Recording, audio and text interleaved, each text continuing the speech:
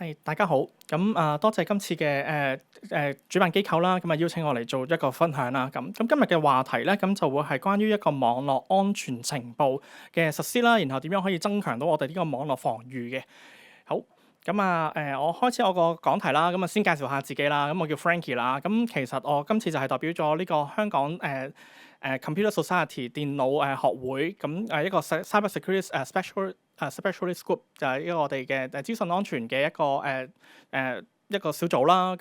而我自己本身咧都喺行內咧都有10多年嘅經驗㗎啦。主要都係喺 Cyber Security 上邊咧，做一關於SOC 啦、網絡嘅營運中心啦、IR 啦、Incident Response 即係所謂呢個叫做事故嘅應變啦，同埋 CTI 就係呢個網絡情報威脅情報咁樣嘅。所以我今日嘅題目就會可能圍繞住呢個 CTI 網絡嘅情報威脅情報去做呢個講題嘅。以下就係嚟緊嘅時間，我哋點樣去講啦。我哋就會提講關於一個 CTI 啦，乜嘢係 CTI 啦，而 CTI 本身嗰個運作係點樣啦。我哋都會有一個use case 去分享下，到底點樣 CTI 可以喺我哋嘅環境底下點樣去令到我哋嘅網絡防禦可以好啲啦。第二個主要題目就係講翻於呢個 SOC 啦，Security Operation Center 啦，呢個網絡嘅營運中心啦。佢裏邊有啲咩工作啦，有啲乜嘢嘅角色同埋點樣運作，而當中 CTI 亦都點樣可以令到我哋幫到呢個整體嘅成個 SOC 啦，去令到可以加強我哋嘅網絡防禦，而達至最後嗰點啦，就係呢個 Intelligence Driven 嘅一個 SOC。好，我開始之前啦，頭先都提過啦，我哋今日嘅講題就會係乜嘢係 CTI 啦。喺 CTI 講之前，我都想講下我哋過往一啲所謂叫做傳統嘅一啲網絡防禦係點樣運作。見到呢個熒幕上邊啦，唔知大家有冇留意或者睇過一個日本嘅動畫啦嚇。你會見到可能右手邊咧就會有一啲所謂一啲巨人啦，或者一啲嘅敵人啦。而中間就會有一個好高嘅一個城牆。城牆裏邊咧亦都會有唔同嘅守衛、防衛，有唔同嘅兵咁樣嘅。佢哋個角色係點樣喺傳統嘅網絡防禦裏邊，唔同人嘅角色會係點樣嘅樣咧？咁你見到啦，右手邊所謂嘅我哋嘅敵人啦嚇，我哋好多時都唔知我哋嘅敵人係啲咩人嚟嘅。喺個日本動畫裏邊，你知可能巨人其實都唔係喺個故事發展裏邊，其實大家都唔清楚係啲乜嘢嘅敵人。而喺城牆內部咧，其實亦都有唔同嘅我哋嘅所謂嘅守衛兵啦。佢哋係會做一啲response 嘅 incident response 嘅。如果事故發生之後，佢點樣去安排去城內邊嘅一啲嘅穩固嘅一啲措施啦嚇。而喺城牆上邊咧就會有一啲嘅detections 嘅 SOC 啦，就會去了解到底我哋幾時會有機會俾監測住，到底有冇敵人會攻擊啊？而攻擊嘅時候，我哋個守衛點樣去做啊？呢個就係一個傳統嘅網絡防禦嘅一個佈置啦、佈防啦。CTI 嘅角色係咩咧？CTI 嘅角色咧就會喺個故事裏邊嘅類似一個主角嘅角色。其實佢都係一個即係守衛嘅一個守衛兵啦。但係其實佢主要做嘅就係做個偵測嘅行為。佢可以預先或者喺城牆外邊去了解我哋嘅敵人到底係乜嘢，而從而達到可以預先做一個守衛。佢裏邊一個叫 proactive defence， 即係我哋要一個主動嘅防禦嘅一個功能。而呢樣嘢就會所謂我哋而家去到下邊見到個字眼就係 intelligence driven 嘅一個 cyber defence， 就係透過我哋收集翻嚟嘅情報，然後可以做到一個所謂網絡防禦。好啦，今日嘅主題啦，情報知啦，網絡情報啦，但係情報又係乜嘢咧？呢個有少少歷史講下。情報啦，呢個字眼咧其實係由軍事嗰邊嚟嘅，即係以往都未必有一個好正式嘅一個説法啦。但係其實情報係由軍事嗰邊發展出嚟。其實情報就係一啲資訊，令到帶動有一啲活動，而嗰個所謂活動係一啲行動嘅一啲 operations 嚟嘅。而見下邊啦，我哋就會有 data 啦、information 啦，然後去到一個 intelligence。其實簡單啲嚟講，就係數據，就係一啲 raw 嘅數據啦，raw 嘅 data 啦，即係啲，然後去到一個 informative 帶有一啲資訊性嘅一啲數據。而最終 intelligence 咧，係我哋個目標就係要變成一啲 actionable 嘅一啲情報嘅一啲資訊，而令到由行動所發生帶動到出嚟嘅。咁你見到啦，右手邊嗰幅圖啦，咁其實你會見到一個三角形啦，咁見到黑色嗰個三角形咧，就係講緊我哋一般處理嘅數據量。咁其實你會見我哋由左至右咧，係希望將個數據量咧，去由大至細咁樣去盡量去抽取我哋想要嘅資訊。咁又由 data 去到 informations， 而最終我哋經過個 process 之後，就可以達到我哋所謂嘅情報 intelligence。好，咁其實呢啲 intelligence 有邊類型嘅咧？咁其實下邊我哋都有一啲唔同類型嘅 intelligence 嘅。咁啊，包括一個叫 human intelligence 啦，人與人之間收集翻嚟嘅情報啦；signal intelligence 啦，包括可能喺啲大氣電波啊，或者透過啲電子嘅信息啊，咁我哋可以攞到一啲情報翻嚟。Intelligence 啦，就係一啲地域上邊嘅一啲資訊啦。咁另外一個就係social media 嘅 intelligence 啦，透過我哋而家比較常用嘅社交嘅媒體啦，咁去攞到呢啲咁嘅情報。咁最後一個叫做OS Intel 啦，就係 open source 嘅 intelligence 啦。咁我哋透過一啲公共嘅一啲嘅資源啦，咁去攞到呢啲相關嘅情報翻嚟嘅。咁有好多人都問啦，咁即係網絡嘅威脅情報，咁同網絡情報係咪即係所有情報都係喺互聯網揾到嘅資料都算係一啲網絡情報或者 CTI 需要管轄或者要去理會嘅嘢咧？咁事實上咧就並唔係對等嘅。咁我哋見啦 CTI 咧其實並唔係所有任何嘢喺互聯網揾到嘅嘢都叫做即係CTI 咁樣。咁另外有啲人都會問啦，可能行內有啲人會都即係知道咩係 IOC 啦，咁係一個 indicator of compromise，即係一啲中咗招嘅一啲嘅數據啦，包括可能 IP 啊、網頁啊咁。咁有好多人問就係咁係咪呢啲 IOC 嘅 fit 就已經係等於一啲 intelligence 咧，或者一啲 threat intelligence 嘅 fit 就已經係涵括晒整個 CTI 咧？都並唔係嘅。其實 CTI 佢係一個 high level 嘅概念啦。而頭先所提到IOC 啦，又或者喺啲網絡上面嘅資訊咧，都係 CTI 所涉獵或者佢哋關注嘅嘢，但並唔係就等於好簡單就係IOC 就係 intelligence， 或者喺網上面揾到嘅嘢都叫做網絡情報，咁佢哋就可以即係就已經係負責做嘅嘢，並唔係。咁我哋 CTI 咧係需要有制定啦一個固定嘅一個功能嘅，我哋要訂立佢個 scope 啦，佢嗰個所謂叫做範圍啦，咁而令到知道我哋想關注嘅集中關注嘅係乜。咁而 CTI 正確嚟講，佢哋關注咧就係嗰啲網絡上邊嘅一啲攻擊嘅威脅，而呢啲威脅係可以幫助到一個網絡上邊嘅防禦。咁呢個就會係 CTI 所關注嘅嘢。所以下邊啦有一個我哋 CTI 亦都有一啲 objective 啦，我哋希望做到嘅嘢就當然一係要 proactive 嘅 defence 啦，頭先所提到就我哋係一個主動嘅防禦，並唔係一個 reaction 嘅防禦啦。第二樣嘢我哋係要令到 CTI 可以幫到我哋嘅 incident response， 即係一個事故嘅應變。咁第三樣嘢啦，亦都係透過頭嗰兩樣，然後可以達至到令到我哋嘅管理層係一啲 informated 嘅一啲 decision making， 係可以知道我哋下一步嘅運作係點樣做。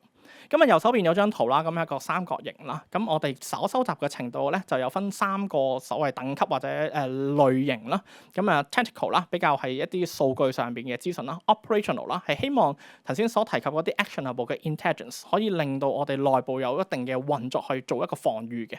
而 statistics 咧就頭先講到啦，就係去到俾我哋啲管理層去知道到底我哋嗰個防禦嘅架構應該點樣去佈防，然後可以達至一個更好嘅防禦。好，咁下邊落嚟咧，咁就講關於呢個所謂呢個 intelligence 嘅 operations 我哋嘅運作。咁喺 CTI 咧，其實 intelligence 都有佢個 life cycle 嘅。咁我哋就會有6個 step 啦。咁今日咧就唔同大家高呼呢6個 step 啦。咁可能我就會將呢6個 step 咧簡化為主要3個，係啦。咁主要三個咧，就等大家容易啲理解到底我哋嘅運作係點樣做。第一個就係數據收集。咁頭先所講啦，情報我哋一定係要收集翻嚟先至有得分析噶嘛。咁收集完翻嚟啦，咁我哋就要分析啦。分析當中都要有我哋相對嘅技術人員啦。咁同埋佢要做一啲 correlation， 一啲數據同數據之間一啲嘅交集啦。咁令到可以得到更多嘅數據或者資訊。咁第三就係 dissemination 啦。咁佢點樣去分佈翻佢哋嘅資訊俾唔同嘅位置或者唔同嘅用家啦咁樣。咁就主要呢3個嘅動作。咁你見右手邊幅圖啦，咁我哋就有 collections 啦，都係要攞到一啲 input 一啲輸入嚟嘅。analysis 啦，咁都係分析，咁就可能透過收集翻嚟啦，或者中途已經有一啲資訊係已經需要你去做分析嘅，都係一個 input 嘅一個動作。咁去到第三個 dissemination 咧，咁就係一個 output 嘅動作，就係將我哋所整理完或者分析完嘅資訊咧，俾翻我哋相應嘅用家咁樣嘅。好，咁啊，頭先提過1、2、3啦，咁啊，大家留意個 title 啦，咁例如我哋嘅標題啦，咁我哋都會highlight 翻即係個1、2、3。咁我哋而家講緊嘅係第一個，就係情報上邊嘅收集同埋監測。咁都有好多嘅朋友啦，都會問我，CTI 咁你要做收集情報喎，咁其實係咪呢個情報都好難做㗎？因為係咪需要7×24都要去監測住個網絡上邊一啲資訊㗎咁？咁事實上就可以話係嘅，係啦。咁但係係咪7×24都需要坐一個人喺個電腦前邊去收集資訊咧？咁就未至於嘅。咁點樣去衡量所謂7×24咧？咁其實我哋都有好多突發性嘅情況嘅，即係例如可能突然間有人同你講可能有一個漏洞比較嚴重嘅喎。咁我哋喺呢個情況底下，當然喺禮拜6日都需要去做一個分析嘅動作啦。咁但係一般情況嚟講，我哋都唔係話急於一時就話你今日可能3點鐘話你聽有個情報你要做分析，跟住可能5點鐘你要交功課，就未至於嘅。咁點解要咁樣講咧？因為有好多時我哋收集嘅網絡情報咧，有部分都係一啲叫做 disinformation，即係一啲假嘅情報。咁佢會擾亂我哋工作人員或者我哋啲分析人員一啲視線。咁呢啲亦都係一啲手法啦喺網絡上面。咁所以喺我哋 CTI 或者我哋嘅工作做分析嘅時候咧，並唔係快係做一個準則。我哋係希望我哋分析嘅嘢係要準，同埋係要目標，我哋要有達到就係嗰件事唔可以係有錯處，因為我哋最後嗰個情報係需要做到 actionable 啊嘛，我哋要有啲行動啊嘛，我哋唔希望一個錯情報導致我哋個所執行嘅行為係會導致錯誤，咁所以快並唔係我哋一個首要嘅嘢。咁但係需唔需要去到7×24？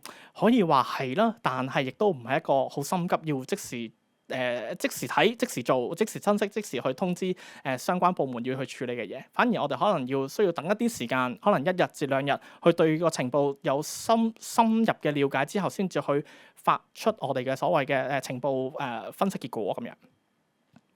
咁頭先提過啦，我哋個 monitoring 啦，我哋嘅監測啦，咁其實都會有唔同嘅，我哋要定一個scope 啦，一個範圍啦。咁我哋都要主要集中係一個 cyber threats 啦，網絡上面嘅情報啦。我哋要知道我哋嘅對手係咩啦，而我哋對手去攻擊嘅目標係咩啦，即係包括我哋會唔會係一個攻擊目標啦，或者其實唔係，可能係其實佢主要集中係其他行業嘅，未必係我哋公司或者我哋行業之內嘅。咁呢，我哋都要清楚照做了解啦。咁另外都有啲叫做digital risk 嘅 protections 啦。咁例如一啲黑網啦，係啊，咁當然有明網啦、黑網啦，或者 social media 啦，啲社會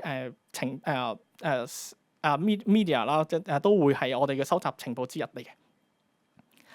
工具啦，咁其實都有唔同類型嘅工具可以俾大家參考啦。咁可能你收到一啲所謂嘅 feed 啦，我哋會有一啲工具去收一個 feed，然後做一個分析啦。咁亦都有啲所謂 intelligence platform，咁喺個情報上邊嘅一啲平台啦，咁去幫我哋做一個工具嘅收集同埋做一個分析嘅即係地方啦，一個平台俾到我哋分析員去做嘢嘅。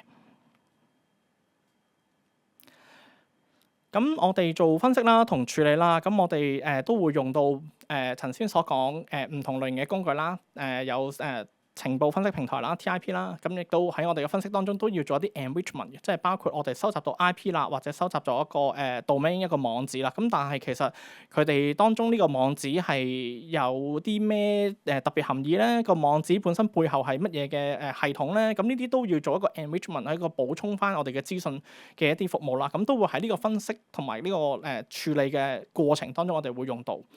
咁而家好快就提一個就係一個 tactical 上面嘅一個情報啦，就係頭先我哋講到就係一啲收集到啲比較唔可以叫低 level 嘅，但係一個 tactical 上邊真係一個比較實用啲嘅，例如 IP 或者 domain 嘅分析，我哋就用 tactical 呢個咁嘅形式去做一啲相對應嘅處理同埋分析。咁喺第二層嘅 operations 咧，咁就會比較高層次少少啦。咁其實佢所做嘅咧，就要分析翻我哋嘅攻擊嘅路徑啦，同埋佢用咗啲咩手法TTP。咁我哋都會利用到有3個工具嘅，一個叫做Diamond Model 一個鑽石嘅模型啦，CyberQTrain 一個網絡嘅一個攻擊嘅串鏈啦。咁然後第3個就會一個叫做MITRE 嘅 Attack Framework。咁呢個都係行內都會出名，係知道去做一個 TTP 嘅一個分析。咁我哋講啦，我哋個 action 係啲咩？咁其實喺呢個因為我哋 operations 啊嘛，即係真係要落手落腳要操作嘅嘢。咁我哋希望就係做到我哋收集嘅情報之後，可以帶動到，例如我哋可 prioritize 到，我哋可以優先聚到我哋一啲漏洞嘅打補丁啦，所謂。咁另外就係我哋如果做 threat hunting 嘅時候，咁呢啲嘅資訊亦都可以幫到我哋嘅 SOC 去做一個行動上邊嘅一個防禦咁樣嘅。咁去到第3個層次啦 ，strategy 啦，咁其實就真係高層次啲，可能係俾一啲老闆們睇㗎啦。咁我哋可以透過層先底下嗰2層嘅數據整理之後，或者做出相對應嘅分析之後咧，其實我哋都會知道我哋個攻擊嘅敵人係啲乜啦，然後我哋知道成個嘅threat landscape 啦，即係我哋所謂成個嘅網絡嗰個威脅上嘅整體啦。咁然後我哋都會可能透過我哋所得到嘅資訊咧，會有一個 security trend，即係我哋知道個方向係點嘅，即係會唔會近期嘅所謂 phishing 嗰啲釣魚網站係多咗咧？咁呢啲咁嘅 trend，呢啲咁嘅趨勢咧，咁我哋都可以透過以上頭先提過嗰2個情報面，可以達到去一個 strategy 嘅呢個情報面。咁然後俾到我哋嘅manager 啦，去了解或者去佈防翻我哋成個 cyber defense 咁樣嘅。好，咁而家呢個就係仍然喺我哋 step 2啦，喺分析同 process 底下啦。咁呢個就好簡單咁講下，頭先提過嗰3個工具啦。咁其中一個叫做 CyberQTrain 網絡嘅一個攻擊鏈啦。咁其實都係透過一啲前人嘅經驗啦，咁佢哋對於網絡攻擊咧，咁就做咗相對應嘅分析咧，就知道原來一般嘅攻擊都會經過呢7個步驟嘅。咁而呢7個步驟咧係有相對嘅一個連接啦，咁亦都可能會有跳 step 嘅步驟啦，但係個方向都會係由1、2、3、4、5、6、7咁樣順住落嘅。咁如果只要我哋知道佢個攻擊某一個步驟，而我哋可以防止到的話咧，咁其實打後嘅攻擊鏈咧，咁佢都唔會被到唔會進行得到落去嘅攻擊。咁所以呢個 CyberQTrain 咧，對於我哋情報嚟講咧，係都幾緊要，因為我哋如果知道喺邊一個 step 底下可以做到防禦咧，就已經可以破解咗或者令到個攻擊係唔成功。咁我哋就可以保障咗我哋嘅公司嘅財產啦，或者保障咗我哋嗰個攻擊咁樣嘅。做到一個防禦，一個預先式嘅防禦，唔會導致可能數據洩漏啦，你先至嚟去諗點樣處理。可能已經好早嘅階段，我哋就已經做咗一個防禦，令到個攻擊唔成功。好，咁呢個係第2個工具啦 ，Attack Framework 啦。咁其實之前都有提過啦，咁都會係一個即係前人嘅經驗啦，或者而家我哋亦都有啲分析員咧，咁去對現時所留意到、關注到嘅攻擊咧，去做一啲比較仔細上或者一啲系統上邊可以做到嘅分析。咁而佢哋就會去訂立呢啲咁嘅攻擊到底係用咩嘅例如可能程式啦，或者用唔同類型嘅一啲設定啦，咁去進行呢個攻擊。咁而呢啲設定或者係程式咁都已經係被呢個attack 嘅framework 裏邊咧去囊括咗。咁只要我哋可以透過佢哋嘅攻擊嘅程式啦，或者攻擊嘅所謂腳本script 又好係啦，咁然後我哋就可以對應翻做翻相對應嘅防禦嘅。咁而呢個防禦咧一般嚟講啦，都會喺個 SOC 我哋會訂立一啲所謂 detection rules 咁去做嘅。咁呢個就會係一個即係將佢展開嚟俾大家睇啦。咁其實佢都會有2個維度啦，一個叫 tactics 啦，一個叫techniques 啦。咁其實你會見到tactics 嗰邊其實個方向咧都會係同個 CyberQTrain 係有相關同埋連接嘅。咁因為其實講緊佢都會係由左向右去透過每一步去進行佢嘅攻擊。咁呢個就會比頭先個 CyberQTrain 更加仔細啦。而我哋都可以透過呢個Attack Framework 佢常用慣用嘅手法去了解我哋嘅攻擊者或者做一個攻擊者嘅分類，咁都有一對相對應嘅用處去俾我哋分析員去了解整個攻擊係點樣形成，同埋點樣做防禦。好啦，咁啊第三個工具啦，咁就係一個叫做 Diamond Model 啦，咁係鑽石嘅模型。咁呢個鑽石模型就會分開，好似一個鑽石咁樣啦，有4個唔同嘅面啦。咁啊包括上邊就係我哋嘅advisor 啦，即係我哋advisory 就係我哋個攻擊者啦。咁下邊就係 victim 啦，可能係一個 target 係一個被動攻擊嘅人啦。咁左同右咧就會係分別係一個叫做一個compatibility 啦，就係嗰個攻擊嘅能力啦，同埋一個 infrastructure 佢本身個架構個網絡架構。咁透過依4個點咧，我哋去列出，當我哋如果遇到事故發生嘅時候，我哋列出相關嘅資訊之後咧，我哋就好容易可以產生到底佢個攻擊係利用咗啲乜嘢嘅架構啦，或者利用咗啲乜嘢嘅攻擊方法啦，而去認清咗我哋嘅對手係啲乜嘢嘅攻擊者。咁樣，咁而透過 Diamond Model 啦，呢個亦都可以幫助我哋情報員咧去做一個分類啦，即係當遇到唔同嘅事故嘅時候，我哋係咪可以組織翻到底呢幾個事故係由同一個嘅攻擊者所製造咧咁樣。咁主要原因都係頭先提過一樣一個方向啦，就係大部分一啲攻擊咧，佢哋都會係有個慣例嘅，即係如果佢用開呢幾個攻擊嘅時候，咁我哋都會可以透過呢類型嘅數據嘅就係整合啦，或者 statistics 啦，咁我哋一個數字上嘅分析啦，咁我哋就會知道我哋嘅攻擊到底，即係攻擊者到底係咩類型嘅攻擊者，係例如邊度嚟啊？又或者本身佢用咗咩手法啊？而佢可能慣常攻擊啲乜嘢目標啊？咁我哋都可以從以上嘅工具可以做到相對應嘅分析。好啦，咁而家就去到第3 part 啦。頭先所講我哋有數據收集啦，第一 part 啦，第二 part 就係數據上邊或者情報上邊嘅一啲處理同埋一個分析啦。咁而第三 part 我哋情報嘅一啲分配啦，即係發放啦，俾唔同嘅我哋嘅用家啦咁。咁第三 part 啦，咁呢度我哋就當然要利用翻我哋頭先所收集到嘅情報啦。咁因為始終我哋要做翻唔同嘅分配咧，係要俾翻唔同類型嘅相對應嘅對口或者所謂嘅接口啦。咁例如頭先所提到有呢個 tactical 嘅 intelligence 嘅，咁可能係啲 IOC 嚟嘅。咁我哋就可能用啲 automation 啦，或者用啲 API 啦，我哋可能將啲數據可能傳送翻俾 SOC 做一啲rules 嘅一個 detection 啦，咁呢個就會可能係一個tactical level 嘅一個接口啦。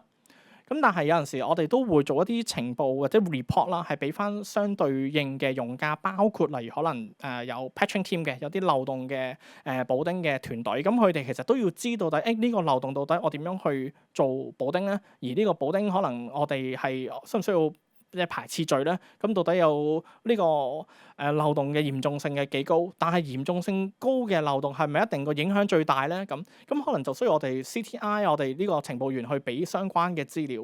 咁有啲例子啦，就係一般嚟講就係話高風險嘅漏洞，我哋想象中就一定係一啲被利用嘅情況可能會比較嚴重啦，但有陣時就唔一定嘅。可能如果你嗰個環境個漏洞係一個 closed network 一個閉環嘅一個網絡嘅時候咧，咁就算更高嘅風險都唔一定代表佢個威脅係好高。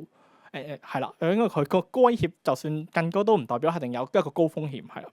咁所以呢個就要喺一個情報底下，我哋情報員去做一個分析，然後俾翻我哋相對應嘅用家。咁以下就會係一啲例子，就係一個sample of 我哋個 context，我哋裏邊嘅內容可能要包啲咩啦。我哋首先要知道我哋一個 summary 啦，我哋要知我哋想交代嘅係咩嘢事情啦，個影響個 impact 有幾大啦。然後我哋透過呢類型嘅分析，要知到底我哋有冇一個攻擊者嘅存在啦，我哋個攻擊者對應嘅目標係乜啦，佢有冇啲乜嘢嘅技能攻擊啦。而當中佢會唔會有可能已經涉及到啲malware 啦，一啲惡意軟件嘅時候，我哋軟件上面會唔會做一個惡意軟件分析咧？咁最終 CTI 一個好緊要嘅動作就係要俾 recommendations 嘅，即係喺以上嘅分析同以上嘅概括之下，我哋會CTI 會建議相對應嘅用家係要做啲乜嘢嘅 actions。頭先講過就係要 actionable intelligence，就係我哋 CTI 嘅目標。咁所以我哋就要俾相對應嘅 recommendations 嘅。咁呢度都多少少資訊啦。咁如果我哋 CTI 要俾發放任何嘅資訊咧，我哋都會利用一個叫做 TLP 嘅一個協定啦，Traffic Light Protocol。咁我哋利用呢個協定咧，去確定翻我哋所發放嘅資訊咧，係喺一個可以發俾唔同嘅程度嘅。咁例如好似我哋有一個叫 TLP Red 咧，我哋就可能一個紅燈啦。咁其實就係只要係我哋發放俾嘅用家咧，用家就理論上就唔應該再向外發布噶啦。咁一個 Amber 嘅即係黃燈啦，咁就係可以只能夠相對應相關涉及涉案人士咧，咁佢哋先至收到呢個情報啦。咁綠燈咧就可能會比較寬鬆啲啦。其實大部分想知道呢個情報嘅人都可以知道啦。咁另外去到最後就會有個 TLP Clear，咁基本上係已經係對外公佈㗎啦。咁所有人都可以接受呢啲咁嘅情報。咁呢啲嘅工具都可以幫到我哋呢個情報上面點樣去做一個分配啦。當我哋肯定我哋發放嘅資訊咧係得到適當嘅處理，而唔會即係一啲好比較敏感度高嘅情報而去對外。咁呢個 protocol 都係一個小工具啦，包括我哋情報人員會用啦，或者你作為一個用家都應該要知道嘅守則啦。好，咁提咗頭先3個我哋 operation 上面嘅運作啦，我哋個操作運作之後，咁其實我哋都知即係 CTI 佢好似好多嘢做喎，咁但係其實都有唔同類型嘅合作同唔同嘅部門都需要做啲溝通或者聯繫。咁呢個都列出咗啦。咁第一就係SOC 啦，頭先都有提過我哋個操作中心啦。咁我哋例如有啲IOC 網IP 網址，咁喺 IOC level 我哋都需要同 SOC 去做合作。咁但係除咗IOC 呢啲咁嘅 tactical level 之外咧，例如我哋啲 TTP 的話咧，咁我哋都可能需要同SOC 嘅同事去溝通啦，然後或者 IR 嘅同事去溝通啦，令到佢哋可以加強佢哋嗰個 detections 啦。咁呢個都係喺IOC 同 TTP 層面上面可以合作嘅。咁另外就係如果遇到事故發生嘅時候，因為事故發生，咁當然 IR incident response 嘅同事當然好忙啦，佢哋就一定要去防禦呢個嘅網絡啦。咁但係喺防禦網絡嘅同時，咁其實都要收集情報，因為當我哋要知道到底嗰個攻擊會唔會擴散啦，或者個攻擊係咪淨係針對我哋啦，或者個攻擊其實會唔會有好多嘅資訊係隱藏咗喺個攻擊裏邊咧？咁我哋都可以透過 CTI 去協助，幫到我哋嘅incident response 嘅同事去做提供更多嘅資訊，令到佢哋可以更好嘅防禦。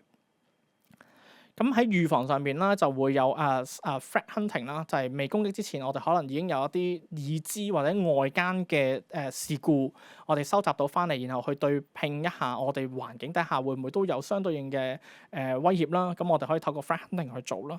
咁另外就係有cyber risk 同 awareness 啦，就係喺個風險上邊，或者喺我哋嘅認識上邊，去點樣加強我哋同事嘅認知，去防禦我哋嘅網絡攻擊啦。咁一般嚟講，就係通常都講就係啲 phishing 啦、釣魚網站啦。咁我哋知道而家我哋啲釣魚可能多咗啦，可能集中係攻擊我哋嘅公司嘅時候，咁我哋都要早啲去提醒我哋嘅同事去提點佢哋防禦呢啲咁嘅所謂釣魚嘅攻擊咁樣嘅。咁呢度喺個 slide 上面啦，咁其實都漏咗一 part 嘅。咁其實我哋都仲有一個合作伙伴，就會係 Red Team，即係紅隊啦。咁如果當要做一啲 Red Team 嘅攻擊嘅時候咧，我哋 CTI 都會提供相對應嘅情報或者分析，等佢哋去做呢個 Red Teaming 嘅時候咧，有一個資訊喺個叫做協力啦，係等佢做嗰個 Red Team 嘅時候咧，更加可以 conquer，或者個目標性可以更加集中咁樣嘅。好啦，咁其實整體講完啦，其實都有好多 challenge 㗎嚇。咁呢度咧我都羅列一下啦。其實做 CTI 都並唔係容易嘅。頭先所講好似幾個步驟好簡單，或者要知道嘅嘢都好都係得嗰幾樣啫。咁但係其實我哋都有好多嘅challenge 喺度嘅。咁第一樣嘢就係個data overload 啦，其實真係實在太多數據，係咪？我哋所有數據都要睇咧，我哋點樣去做分類咧？點樣去按嗰個優先序去做咧？咁第二樣嘢就係溝通啦，我哋要同唔同嘅部門要做協作啦、溝通啦。咁第三樣嘢頭先都喺好早嘅時候都提過啦。咁其實都有啲 disinformation 嘅情況，或者啲 false alarm 嘅情況。咁我哋情報都要有相對嘅經驗嘅情報員咧，咁先至可以拿捏到底嗰個情報嘅可信性啦、個真確性啦咁樣。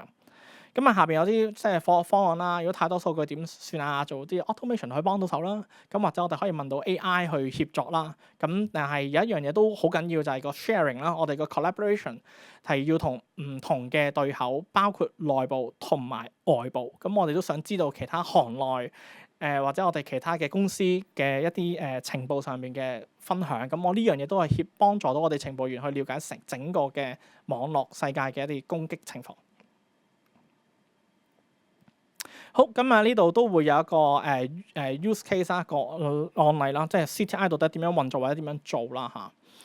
咁我就攞咗個案例，就喺2023年嘅9月啦。咁希望我相信大家都可能有啲印象，就係Cyberport 有一個事故發生啦。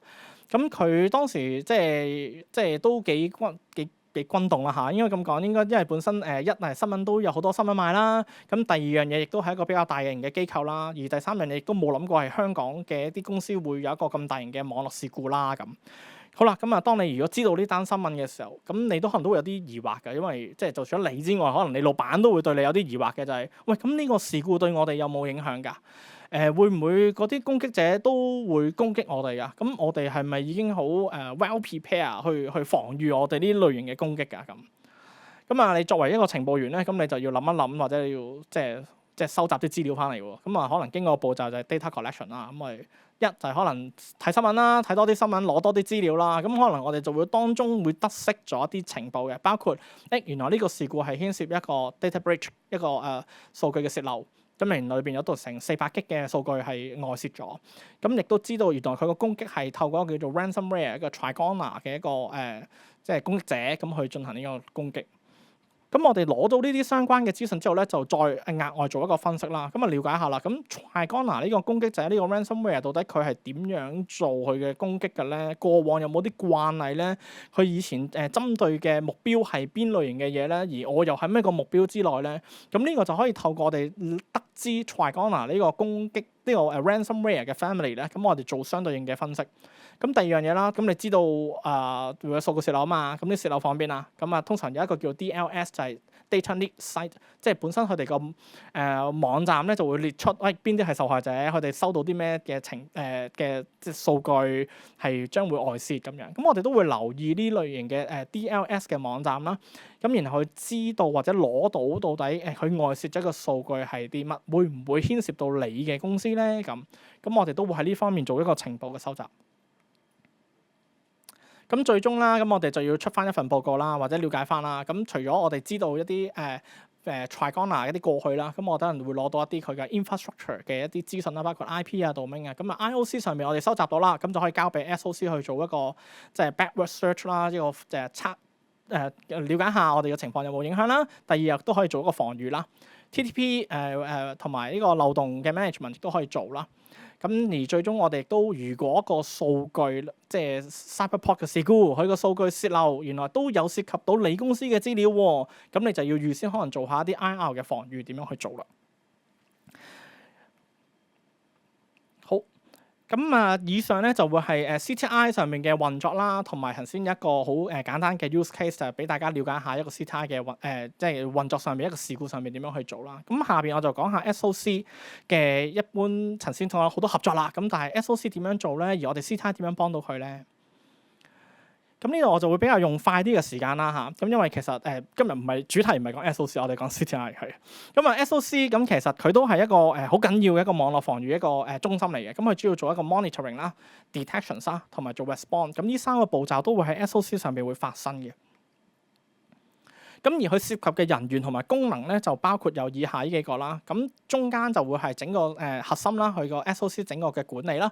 咁然後佢會涉及有啲 engineer 啦，佢幫佢砌整個 SOC 嘅環境啦。有 security analyst 啦，佢去做一啲網絡上嘅唔係網絡上喺我哋安全上邊或者一啲係啦一啲security 上邊嘅一啲分析啦，有啲然後下邊咧就會有一個事故嘅響應啦，就係如果真係發生事故嘅時候，咁 incident response 亦都會企出嚟喺 SOC 入邊做一個防禦嘅動作。咁而右手邊你見就會係 CTI 其中一個都幾緊要嘅角色，咁佢去做一個情報上邊嘅收集啦，同埋分析，同埋然後供應翻整個 SOC 嘅一個場景咁樣用途。好，咁佢嘅 role 啦，佢哋嘅角色啦，同嘅運作啦。咁基本上 engineer 頭先提過，佢就係一個好建基於底層去幫成個 SOC 去運作啦。而中間我哋就會有 security analyst 同埋一個 IR。咁我哋一般嚟講都會分所謂叫做3個 tiers，有 tier 1、tier 2，咁係做 triage 同埋 analysis。而第三個 tier 就主要做 IR。咁最後 CTI 亦都係一個比較獨立嘅角色，佢係做一個情報上面嘅收集，然後去 support 整個 SOC。咁另外一個比較現代啲嘅一個所謂 hybrid 嘅 SOC 啦，咁因為我哋知啦，唔係個個公司都自己有一個所謂網絡嘅營運中心噶嘛，咁好多時都會有啲外判有啲合作咁樣嘅，咁我哋就會見啦，其實都會利用到一啲叫做 MSSP 啦，一啲外間嘅網安全嘅一啲公司去幫你去營運整個嘅SOC 啦，咁佢就會涉獵到幫你可能做一個 Tier 1嘅工作。咁但係如果要涉獵到一啲所謂網即係 potential incidents 啊，即係一啲可能潛在事故嘅時候，可能需要到Tier 2嘅 analyst。咁咧呢個咧就可能要用到一個 MRD 嘅服務去幫你哋去做運作去做管理啦。咁而第三個 IR 或者係 CTI 咧，呢兩個步驟咧就一般嚟講都需要一啲 in-house 嘅同事嘅。咁主要原因係因為當事故發生嘅時候，你所謂嘅協調，所有協調都係需要你一啲內部嘅同事去做嘅，唔能夠係全部外判。咁但係你話可唔可以都叫做用相對應嘅服務協助你咧？咁都會有嘅，包括一個 IRR service 啦，一個incident response 嘅一個 retainer 啦。咁另外，如果 intelligence， 因為情報都要知道你內部有啲咩所謂 assets 啦，公司嘅資訊係有機會受影響，都係要自己內部嘅同事先知。咁但係如果對外嘅情報咧，咁我哋都會有一個叫 RFI request for intelligence 嘅 service 係喺外間可以服務幫到你。咁呢個就會係一個現代比較 hybrid 嘅 SOC 嘅運作。去到呢度啦，咁就好快咁講。咁如果你真係用一啲外判嘅服務的話，咁我哋都希望有啲文件係可以協助到你去令到你個 operation 係有效啲嘅。咁包括有 SOP 啦，或者本身 incidents 底下你哋都要準備一啲 playbook 啦，然後亦都有一啲 IR 嘅 plan 啦，例如每年你都要做一啲drill 啦，一啲事故演練啦，咁去令到你確保以上嘅文件或者以上嘅你嘅運作都係暢順啦。咁去到最後呢個環節啦，咁就講關於到底我哋個 intelligence 點樣令到成個 SOC 可以帶動起嚟咧？咁其實你會見到，因為傳統嘅 SOC 咧，佢哋都係比較叫做 incidents driven 嘅，即係比較 reactive 嘅，防禦啲嘅。即係當有攻擊嚟到啦，真係撞到去你哋嗰個牆啦，撞到去你哋嗰個公司環境啦，你哋先至會做一啲防禦。咁呢個就傳統嘅 SOC。咁我哋 intelligence driven 咧就係可以透過CTI 令到佢一個 proactive 嘅防禦，一個 detection 同 prevention，然後令到你個 SOC 去運作。咁以下就係即係比較即係見到嘅一啲嘅一啲比較落地啲嘅工作啦，就包括可能會監測下有冇 zero day 嘅漏洞啦。例如可能我哋要知道而家最近嘅攻擊者嘅服務係啲咩啦？包括裏邊有啲短嘅字眼啦 ，RASS 啦，就係 ransomware as a service 啦 ，MAAS 啦，就係 malware as a service 啦，咁同埋PHAAS 就係 phishing 嘅 as a service。咁你見其實好多呢啲咁嘅攻擊，其實已經好多都可以係網上面買到嘅服務，然後進行攻擊。咁但係呢啲咁嘅攻擊，其實如果你唔受攻擊，你唔會知啦。所以 CTI 嘅角度就可以幫你預早了解一啲攻擊嘅服務啦，或者攻擊嘅一啲程式啦，咁去做相對應嘅防禦咁樣嘅。咁目標去到最後就係個目標就係希望透過預早了解你嘅潛在攻擊，然後去令到你提早去破解嗰個網嗰個 cyber kill train 啦，咁樣。好。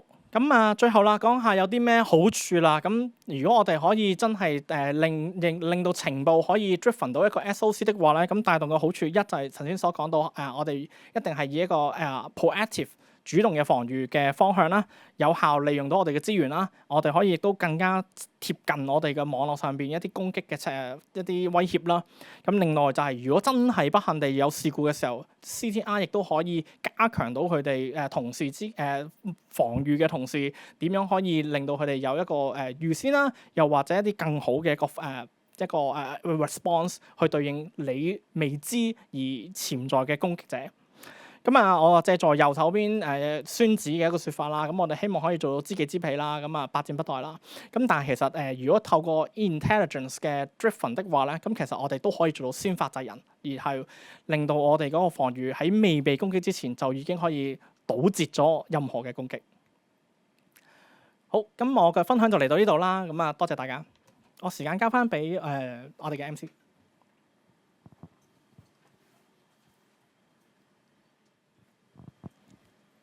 好多謝 Frankie 剛才咁詳盡嘅分享。咁我哋都喺網上收到一啲觀眾嘅提問喎，我想請 Frankie 解答一下嘅。咁有觀眾就問到紅隊同埋滲透測試其實有冇分別嘅呢？紅組同滲透測試有冇分別？咁係有分別嘅。咁penetration test 啦，咁一般嚟講都會係一啲叫做應用程式或者應用嘅平台啦，即係 applications 啦。